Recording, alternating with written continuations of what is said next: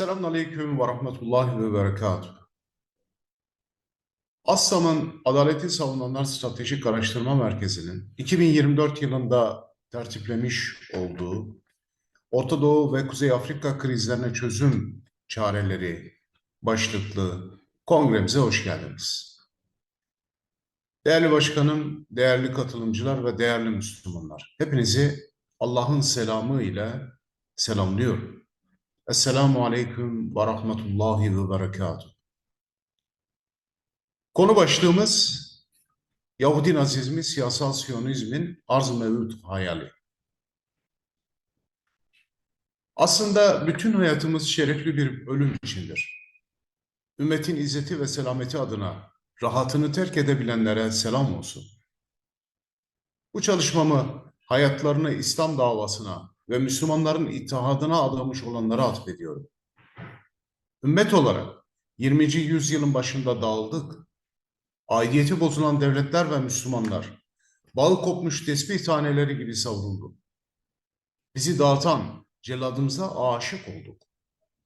Onlara benzeyince aleme kral olacağımızı sandık. Oysa ki ancak kralların soytarısı olabilirdik. Bizi tesbih gibi dağıtan ve birbirimize düşman kılanın kim olduğunu uzunca bir süre öğrenemedik. Çünkü unutturuldu. Halbuki bu güç dünyayı bir ahtapot gibi saran, bütün insanlığı ve kaynakları sömüren, bu sömürü düzeninin ikame ve idamesi için dünyadaki bütün sapkın akım ve ideolojileri icat eden ve yayan, insanlığı, ekini ve tabiatı ifsad eden, satanist ve katil Yahudi Nazizmi siyasal Siyonizmden başkası değil.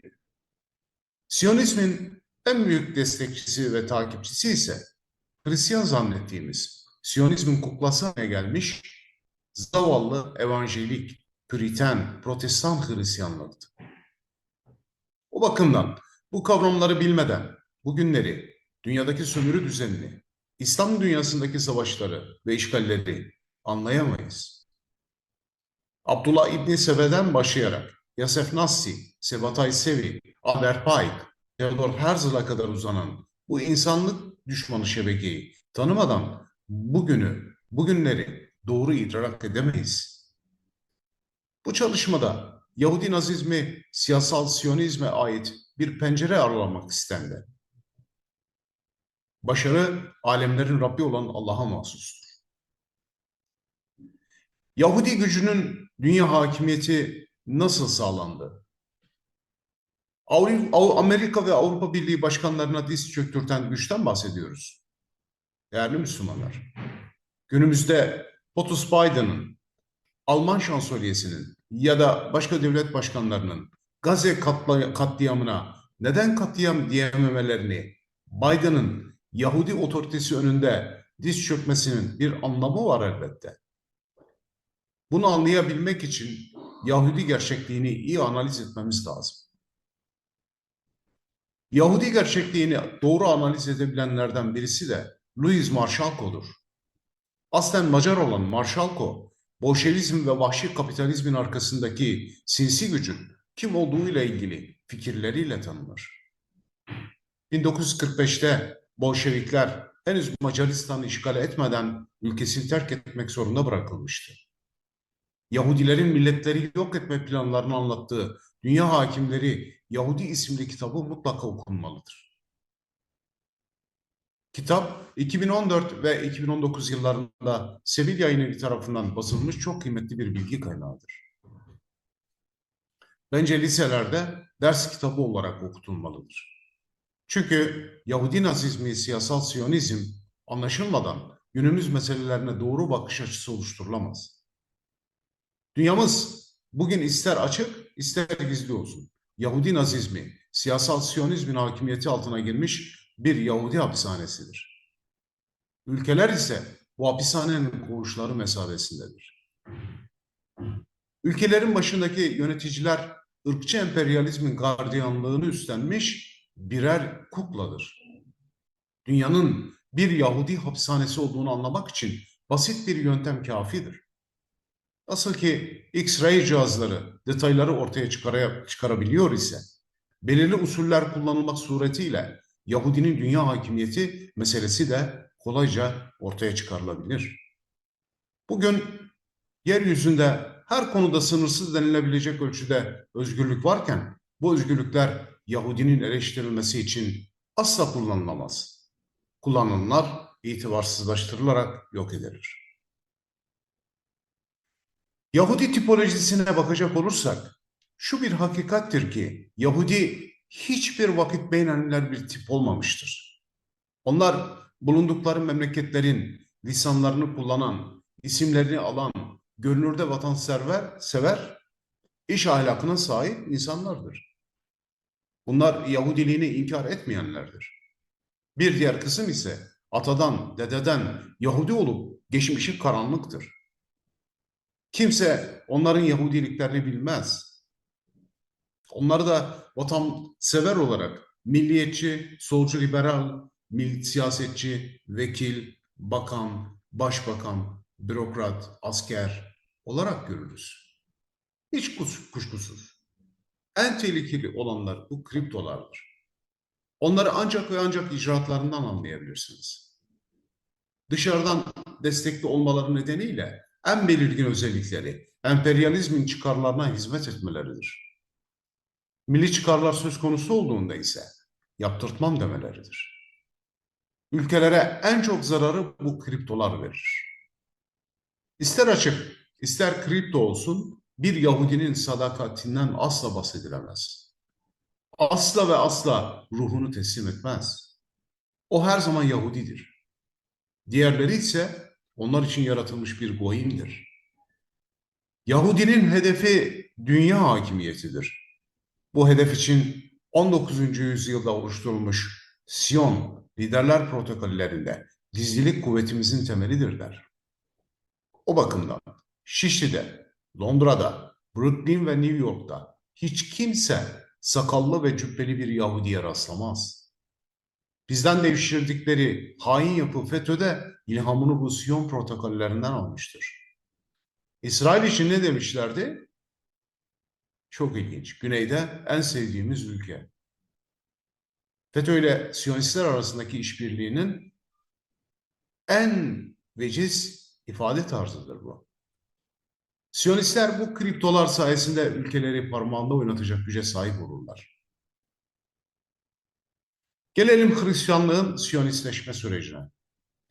İlk olarak 19. yüzyılda doğan bazı protestan mezhepleri Yahudilerin kutsal kitaptaki kehanetine uygun olarak kutsal topraklara dönmeleri gerektiği düşüncesini inanışlarının temeli haline getirdiler.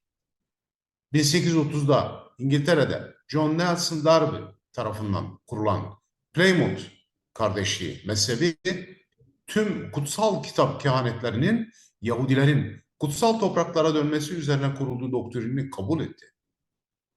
Buna göre İsa Mesih'in ikinci gelişinin ardından İsa ve ona bağlanan Yahudiler Kudüs'ten tüm milletleri yöneteceklerdi. Çoğu köktenci Protestan kilisesi bu düşünceyi kabul etti ve bugüne dek korudu. İkinci olarak ise 1844'te İngiltere'de John Thomas tarafından Christadelphian, Mesih'te kardeşlik adıyla yeni bir Protestan mezhebi kuruldu. Mezhep açıkça Yahudilerin kutsal topraklara dönmesi gerektiğini savunuyordu. Siyonizmin öncülerinden Batı Ziyon hareketine yardımda bulundu. İşte protestanları Siyonist yapan asıl düşünce budur. Hristiyan Siyonizmi çok sayıda protestan devlet adamını da etkilemiştir. Protestanlar eski ahite bağlanırken Mesih inancını ve Yahudilerin dünyayı yönetme hakkına sahip olduklarını da kabul etmişlerdi. Hristiyan Siyonistler bununla tarihte başka hiçbir örneği olmayan bir şey yapıyorlar. Bir dinin bağlıları büyük bir arzu ve heyecanla bir başka dinin bağlılarının isteklerini yerine getirmekteler. İşte Püriten, yani Protestan gelenekten gelen bu Yahudi sempatizanı etki 20. yüzyıla gelinirken Hristiyan Siyonizmini doğurdu. İngilizlere Protestan inancından ötürü Hristiyan Siyonistler de diyebiliriz. Bu oluşumda ana etken Siyonist bankerlerin kiliselere ve bu fikre destek verenlere sağladığı parasal destektir. Değerli Müslümanlar, Hristiyanlık zavallı bir şekilde aslından koparılmıştır. Bu koparılış adım adım ve sinsice gerçekleştirilmiştir. Oysa ki Hz. İsa'nın tebliğinde Yahudi Nazizmi, siyasal Siyonizm ile mücadele vardır. Fakat bu mücadele Hristiyan din adamları tarafından maalesef ki terk edilmiştir. Toplum hayatından uzak, uyuşuk din adamları Yahudilik karşısında teslim olmuşlardır. Böylece Yahudilik Hristiyanlığın içine gıdım gıdım zerk edilmiştir. En sonunda Protestanlık doğmuş, Protestanlık ile birlikte Yahudilik kiliselere girmeye başlamıştır. Protestan vaizler vaazlarında hep Tevrat ve Talmud'dan alıntılar yaptılar. Böylece Hristiyanlık Yahudilikten ilham alan bir şekle büründü. Bundan en çok da İngiliz protestanlar etkilenmiştir. 19. yüzyılda kendilerini kayıp 10. kabile olarak görenler bile olmuştur. Orta Çağ Hristiyanlığı inanın Yeni Çağ Hristiyanlığından daha akıllı ve ileri görüşlüydü. Onlar bugünküler gibi Yahudi gücü karşısında diz çökmediler. Yine onlar Yahudi Nazizminin Hazreti İsa ve Hazreti Meryem'den nefret ettiğini biliyorlardı. Talmud ve Tevrat'ta Hristiyanlıktan nefret vardı. Sadece Hristiyanlık için değil, bütün cemiyetler için bir tehdit ve tehlike olduğunu da bilmekteydiler. Zira Fransa Kralı 2. St. Louis 1240'da Talmud'un toplatılıp yakılmasını emretmişti. Çünkü Talmud'da Hazreti Meryem hakkında ahlaksızca ithamlarda bulunuluyordu. Son günlerde yayınlanan bir videoda Kudüs'te fanatik Yahudilerin Hazreti Meryem Kilisesi'nin önünden geçerken kapısına tükürüp öyle geçtiklerini izledim. Yahudi sadece Müslümanlara değil, sadece Hristiyanlara da değil, bütün insanlığa düşmandır. Ve bütün insanlığı onlar için yaratılmış goyimler olarak görmektedir. Ne kadar tehlikeli bir ideoloji bu. Bununla mücadele etmek bütün insanlığın görevidir. Hristiyanlık zaman içinde Yahudi Hristiyanlığına dönüşmüştür. Hristiyanlığından utananlar mı dersiniz? Yoksa Hristiyanlığın modasının geçtiğini düşünenler mi? Sonunda evanjelik mezhep yani Siyonist Hristiyanlar ortaya çıktı. Daha sonra Hristiyanlık müntesiplerince formalite bir din haline geldi. Hazreti İsa'ya atfedilen benim krallığım bu dünyada değil sözü Yahudiliğe yaslanıp yan gelip yatma şeklinde yorumlandı. Bundan istifade eden Yahudi hedeflediği 3 amacını da gerçekleştirmiş oldu. Doğuda Bolşevik, batıda kapitalist 2 dünya kuruldu. Üçüncüsünün yani İslam dünyasının kurulması ise sürekli engellendi. Yahudi her zaman nefret edilen bir figür olarak görülmüştür. Çünkü içinde yaşadıkları bütün toplumlar Yahudileri hep tehdit ve tehlike olarak görmüşlerdir. Bunun nedeni birçok imparatorlukta, geçmişten günümüze, Roma, İspanyol, Osmanlı ve diğerlerinde, hatta bugün modern cumhuriyetlerde bile maddi ve manevi kuvvetleri kontrol altına alarak çöküşüne neden olmalarıdır. Napolyon bu tehdidi görüp bu Yahudiler çekirgelere, yaprak kurtlarına benziyorlar ve benim Fransa'mı mahvedecekler demiştir. Bilindiği gibi Ferdinand ve Isabella onları İspanya'dan atmışlardı. Lakin bugünkü Fransa, bugünkü Almanya, bugünkü Avrupa bu şekilde mi düşünüyor? Bu şekilde mi davranıyor? Hayır. Siyonizmin kuklası haline gelmiş devletler ve devlet başkanları yönetiyor Avrupa'yı. Yahudiler Fransız ihtilaline kadar mahkemeleri satın alma gücüne sahip değillerdi. Fransız ihtilalinden sonra para ve finans gücü sayesinde basın yayın sayesinde de fikir akımlarına yön verip kitleleri kontrol eder hale geldiler. Avrupa ve Amerika önce finansla sonra medya gücüyle Yahudi nazizmi siyasal Siyonizmin etkisi altına alındı. Nitekim Amerika ve Avrupa hatta Rusya Yahudinin kontrolü altına girdi. Savaşları finanse ettiler. Fikir akımlarını yönettiler. Ve sonrasında da bütün güçlü devletleri kontrol altına aldılar. Maalesef 19. asrın bütün fikir hareketlerinin öncüsü Yahudiler olmuştur. Başarı için hem parayı hem de ihtilalleri bir silah olarak kullanmışlardır. Beynelmilel sosyalist teşekküllerinin başında Yahudi Karl Marx ve Ferdinand Lassalle vardı. İkisi de katıksız Yahudi ve ırklarının hor ve hakir görülmesinin intikamını sınıf mücadelesi kisvesi altında almaktaydılar. Her şey Yahudi dünya hakimiyeti için kurgulanmıştı. Bolşevizm kapitalizmden doğarak proletaryanın hakimiyetini kuracaktı. Fakat burada amaç çalışma şartları ve yaşam standartlarını yükseltmek değil, proletaryayı goyimleştirmekti. Elit ve yönetici tabaka her türlü kontrol altındaydı. Entelektüeller ise baskı altında konuşamıyordu. İkinci Dünya Savaşı'na gelindiğinde kapitalist dünyanın başında Yahudi Roosevelt, komünist dünyanınkinde ise Yahudi Marx ve Lenin'in fikirleriyle hareket eden Stalin vardı. İkisi de bu hayalin gerçekleşmesine hizmet ettiler. O günün en büyük düşmanı ise Yahudi nazizmi, siyasal Siyonizmin baş düşmanı olan Hitler'di. Hitler'i yok ettiler. Değerli arkadaşlarım, Batı İsrail'i neden koşulsuz destekler? Bu sorunun cevabını arayacak olursak şunları tespit edebiliriz. İngilizlerin yeri Püritenizmdir. Yani Siyonistleşmiş Hristiyanlıktır. Yani Protestanlıktır. Bugün yeryüzündeki protestanların tamamı Yahudi severdir. Bu İngilizlerin dini Püritenizmdir ifadesini diğer bir ifadeyle İngiliz Yahudiliği olarak da tarif edebiliriz. İngiltere protestanlığın kök saldığı ülkelerin başında gelir. İngiliz protestanlığı, Püritenizm inancında İsrailoğullarını sevmek, korumak, Tanrı'nın İsrailoğullarına verdiği seçilmişliği kabul etmek, ilahi bir emir ve inanıştır. Bu nedenledir ki 1948'de İsrail Devleti'ni İngiltere kurmuştur. Ve bugün de İsrail Devleti'nin en ateşli destekçisi İngiltere ve yavrusu ABD'dir. Bu iki protestan, Püriten evanjelik ülke İsrail'in amili bekçisi ruhundadır.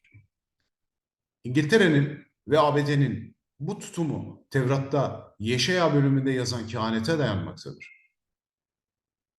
Ne diyor?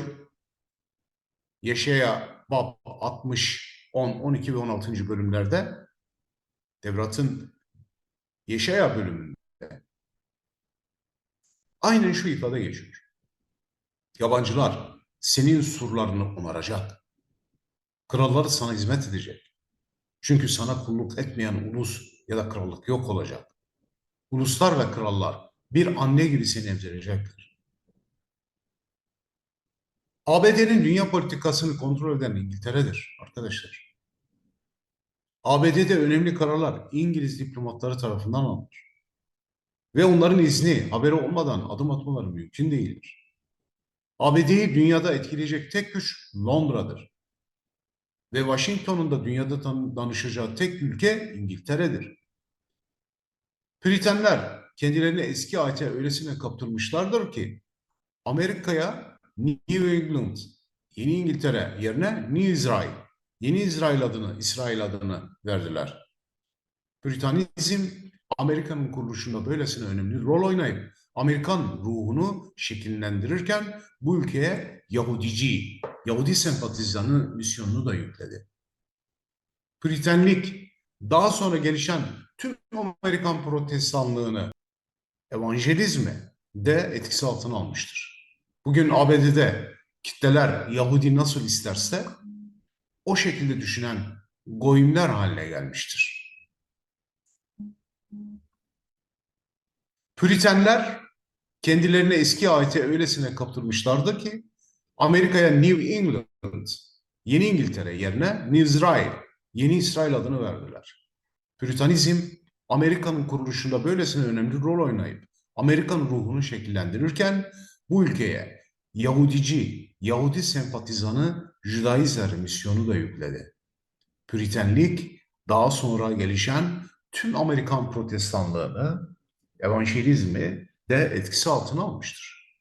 Bugün ABD'de kitleler Yahudi nasıl isterse o şekilde düşünen goyimler haline gelmiştir.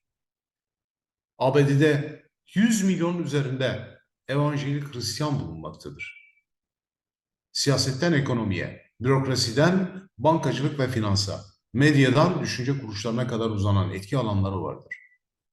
Bu etki bizde de yok değildir. İslam dünyasında ve bizim ülkemizde fevkalade etkili bir şekilde olmaktadırlar.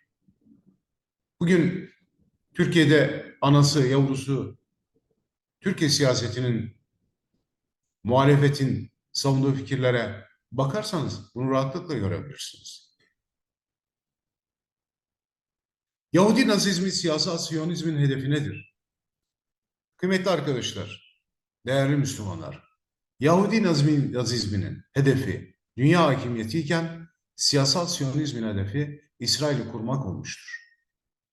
Dünya hakimiyeti için 3 ana hedef belirlediler. İlki para ve sermayeyi ele geçirmek, ikincisi medyanın ele geçirilmesi, üçüncüsü ise ülkelerin özgürlüğünü ve gelişmesini savunan lider ve fikir adamlarının yok edilmesiydi.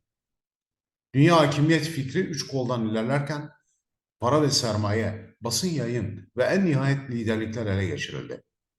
Aradan geçen zaman içerisinde gördüğümüz manzara şudur. Komünizm sadakatle Siyonizme hizmet edip tedaviden kaldırılmıştır. Kapitalizmin şu anki temsilcisi Avrupa Birliği ve Amerika Birleşik Devletleri'dir. Lakin temsilciliğin Çin'e doğru kaydırıldığını görmekteyiz. Avrupa ve Amerika'nın zengin görünümü çöküşüne mani olmayacaktır. Kıymetli kardeşlerim, Yahudi Nazizminin hedefi 3. Dünya Savaşı'dır. Bugünlerde çokça zikredilen ve devlet başkanlarının hazırlık görüntüleriyle medyaya yansıdığı 3. Dünya Savaşı'ndan bahsediyorum. Peki 3. Dünya Savaşı yeni ortaya atılmış bir fikir midir? Hayır, kesinlikle değildir. Bakın 3. Dünya Savaşı fikrinin nereden çıktığını görmeye çalışalım.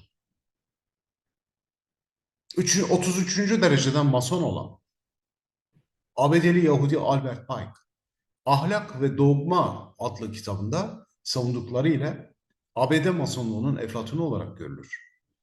Albert Pike, 1871 yılında İtalyan Cumhuriyeti'ni ayaklandıran Mazzini'ye bir mektup yazar.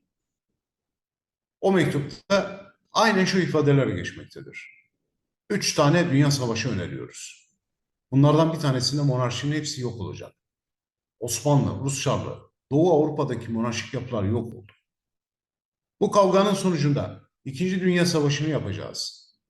Bu dünya savaşında oluşturmuş olduğumuz iki yapının NATO ve Varşova kavgası sonucunda İsrail devletini kuracağız der. 3. Dünya Savaşı'nda tüm dinleri birbirine karıştırıp 3. Dünya Savaşı'yla dinlerden kurtulup yeni bir din ve ahlak ki bana göre bu deizmdir oluşturacağız der. Albert Pike'ın dedikleri doğruysa ve 2 tanesi gerçekleştiğine göre mutlaka 3.'sü de kapıda demektir. Bugün devlet başkanlarının 3. Dünya Savaşı'na bahsetmeleri de boşuna değildir. Bununla ilgili bir yapının oluşabilmesi için kıymetli arkadaşlarım, tarafların oluşması gerekmektedir. Albert Pike ve siyasal Siyonizmin babası Theodor Herzl ve onların arkasındaki güçlerin çabaları sonucunda ilk Siyonist Kongre 29 Ağustos 1897'de İsviçre'nin Basel kasabasında toplandı. Kongreye 200 varlıklı delege katıldı. Kongrede ilk 50 yıl içerisinde başkenti Kudüs olan bir Yahudi devleti kurulması, ikinci 50 yıl içerisinde 1998'e kadar yani ise sınırları Nil'den Fırat'a kadar uzanan ve kuzey sınırları maalesef ülkemizin güneyini de içerisine alan Büyük İsrail Devleti'ni kurma kararı aldılar. İsrail'i kurmak isteyenler başlangıçta bir cemaat gibi çalışıyorlardı.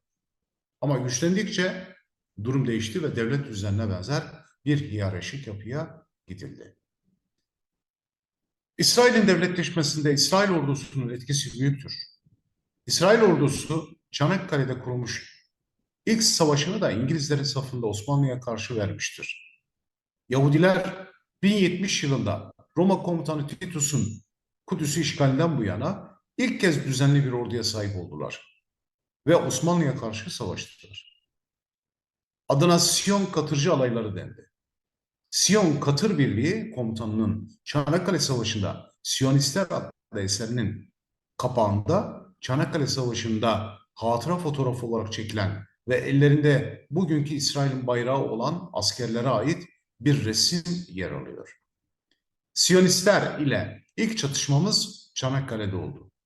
Son çatışmamız Allahu alem 100 yıl önce ihanetle çekilmek zorunda kaldığımız Filistin, Suriye topraklarında olacaktır. Değerli kardeşlerim, bugün devlet başkanlarına diz çöktürten bir güçten bahsediyoruz. O gücün dünya egemenliği mevzu bahis. Bugün Biden'a diz çöktürten güç, dünyayı egemenliği altına alan ırkçı emperyalizmdir. Ve nihai hedefi de tek dünya devletidir. Bugün yeryüzünde gördüğümüz manzara şudur. Biden gibi bidon kafalı liderlerin önünde diz çöktüğü kişi İsrail eski Cumhurbaşkanı Reuven Rivlin'in özel kalem müdürü. 12 çocuklu. Anne Rivka Ravitz değil, Yahudi egemenliğidir. Şahsiyetsizleşmiş Hristiyan topluluklar, teslim alınmış sözde Hristiyan ve Müslüman kukla liderler sayesinde dünya çekilmez bir şekle büründü. Eğer aksi olsaydı, Biden, Afrika ve Orta Doğu'daki 12 çocuklu annelerin tümüne aynı saygıyı gösterip önünde diz çökerdi. Ya da fakir, gelişmekte olan Asya ve Afrika ülkelerinin nüfus artışını kontrol altına almak için baskı ve zulme başvurmazdı. Hele hele işgal ettikleri topraklarda masum kadın ve çocukların katlini gerçekleştirmezlerdi. Müslümanların bu duruma çaresiz ve sessiz kalması asla kabul edilemez. İslam'ın ve Müslümanların izzetini kim koruyacak? Koruyacak devlet olmazsa devlet dışı faktörler devreye girer. Ve bu devlet dışı faktörler yine emperyalizm tarafından kullanılabilir bir aparat haline getirilir. Ama buna rağmen İslam dünyasında bu işi Allah rızası için üstlenmiş olan insanlar da vardır. Yok değildir. Rahmetli Erbakan Hoca'nın biz Siyonizmin hapishanesinde isyan çıkarmış birkaç Müslümanız sözünü asla unutmam. Siyonizmle mücadelede cephe ayırt edilmemesi gerektiğini gücümüz yettiğince her cephede Siyonizme kafa tutulmasının zaruri olduğunu unutmamalıyız. Bu millet 15 Temmuz'da Siyonizmin gardiyanlarına karşı yangın başlatmıştır. FETÖ başarılı olsaydı 1200 yıldır alem İslam'a hizmet etmiş bu millet de otorite olarak kabul edilen gücün önünde diz çöktürülecekti. Güce değil, sadece Allah'a iman etmiş az bir topluluk o gece Yahudi hapishanesinin bir koğuşu yapılmak istenen Türkiye'de yangın çıkararak destan yazdı. Siyonist devlet nasıl kuruldu? Değerli kardeşlerim, 1800'lerde İngiltere öncülüğünde uzun soluklu bir sömürü planı hazırlandı. Bu planın finansörü Yahudi bankerler, icracısı ise bünyesinde pek çok Yahudi bakanın olduğu İngiliz hükümetiydi. Bu planın temel ekseni Osmanlı şemsiyesi altında yaşayan etnik unsurları kışkırtmak suretiyle Osmanlı Devleti'ni parçalamaktı. Hilafetin gücü Osmanlıların elinden alınmalı, Müslümanlar dini liderden mahrum bırakılıp dağıtılmalıydı. Böylece İslam dünyasında ki kaynaklar bölüşülecek, Filistin toprakları üzerinde bir Yahudi devleti kurulabilecekti. Bu proje Orta Doğu'da bir taşeron devlet kurulmasını zaruri kılıyor. İsrail devleti fikri işte böyle doğmuş oldu. Dünya ticaretinin büyük bir bölümünü kontrolünde tutan, bu amaçla kağıt para, faiz ve kredi sistemi oluşturan Yahudiler mağdur, mazlum olarak gösterilmeye başlandı. Bu amaç için kitle iletişim araçlarının tümü kullanılarak kamuoyu oluşturuldu. Yahudi göçünün hızlandırılması için kesif bir propaganda kampanyası başlatıldı. Bu konuda başta din, tarih ve para olmak üzere her türlü teşvikten yararlanıldı. Arz-ı mevut, vaat edilmiş topraklar sözü her türlü yayının lokomotif kavramı olarak kullanıldı. Hatta meşhur Fransız İhtilali 1789 tarihinde gerçekleştirilen Fransız İhtilali bile bu amacın hizmetine verildi. Bir Alman Yahudisi olan Moses Hess tarafından 1862'de Leipzig'te yayınlanan Roma ve Kudüs isimli kitabında Yahudi emellerinin gerçekleşeceği günün yaklaştığını, her ne pahasına olursa olsun Filistin'de bir Yahudi devleti kurulacağını, Fransız ihtilalinin de bu maksatla yapıldığını söylüyor. Böylece Yahudi gücünün sınırsızlığını vurguluyor. Bu tür yayınlardan etkilenmemek mümkün değil. Çöl cennet gibi takdim ediliyordu. Artık sıra devlet taleplerini tek çatı altında toplamaya gelmişti. Yapılan bu propaganda ve çalışmalar neticesinde 1860'larda 6.000 olan, dikkat edin, 1860'larda 6.000 olan Filistin'deki Yahudi nüfusu 1917'de 60 bine, 1948'de de 800 bine ulaştı. Bankalar ve ticari şirketler oluşturuldu. Çok sayıda gazete, dergi, kitap yayınlandı. Tiyatro oyunları sergilendi. Sinema endüstrisine el atıp Yahudi mazlumiyetiyle ilgili filmler yapıldı. Böylece sanatın her dalı Yahudi propagandasının hizmetine sunuldu. Artık her şey Siyonizmin emellerine hizmet ediyordu. Siyonizmin kontrolündeki hareket kısa sürede o kadar zenginleşti ki Sultan II. Abdülhamit'e müracaat edip son derece cazip bir teklif sundular. Fakat Ulu Hakan Yahudilere hiç unutmayacakları bir dersi verdi. Mabeyn katibi Tahsin Paşa'nın anılarına göre Sultan Abdülhamit bu teklif karşısında çok öfkelenmiş, yüksek sesle bağırarak dünyanın bütün devletleri ayağıma gelse ve bütün hazinelerini kucağıma dökseler size Siyonistlik adına bir karış yer vermem. Ecdadımızın ve milletimizin kanıyla elde edilen bir vatan parayla satılamaz. Derhal burayı terk edin, defolun demiştir. Bunun üzerine başlatılan propagandada Ulu Hakan Kızıl Sultan iftirasına maruz kaldı. Ne hazindir ki 1909'da ikinci Meşrutiyet ile beraber Sultan Abdülhamit Han tahttan indirildi. İttihat Terakki hükümetinde 3 Yahudi veya dönme bakanı olan kişiler görev aldı. Kurt gövdeye girmişti artık. Ardından İttihat Terakki iktidarı azınlıkların da toprak satın alabilecekleri yolunda bir kanun çıkardı. Bu sayede Yahudiler Filistin'de geniş topraklar satın alabildiler. Hatta Sultan Abdülhamit'in kişisel arası bile yok pahasına satıldı. Birinci Dünya Savaşı vesilesiyle İngiltere Filistin'i işgal etti. Burada bir askeri diktatörlük kurdu ve Yahudilere vatan sözü verdi. Ayrıca Yahudilere silah taşıma izni verilirken Arapların çakı taşıması bile yasak kılındı. Öte yandan İngilizler kültür dernekleri adı altında Yahudilerin organize hale gelmesini sağladı. Araplar ise dağınıktı. Anlaşılacağı gibi İngilizlerin Filistin'i işgal etmelerinin en önemli sebebi dünyanın değişik ülkelerinde dağınık olarak yaşayan Yahudileri Filistin'de toplamaktı. Birinci Dünya Savaşı'nı çıkarmalarının en büyük sebeplerinden biri ise sebep-sonuç ilişkisine bakacak olursak Osmanlı Devleti'ni dağıtmak, hilafeti kaldırmak, Müslümanlar arasında istendiğinde kanatılabilecek bir çıbanbaşı bırakmak. Siyonistler İsviçre'nin Basel kasabasında aldıkları karar gereği ilk 50 yılda, bakın burası çok önemli, İlk 50 yılda İsrail Devleti'ni kuracak. İkinci 50 yılda yani 1998'e kadar ise Büyük İsrail'i kurmak kararı almışlardı.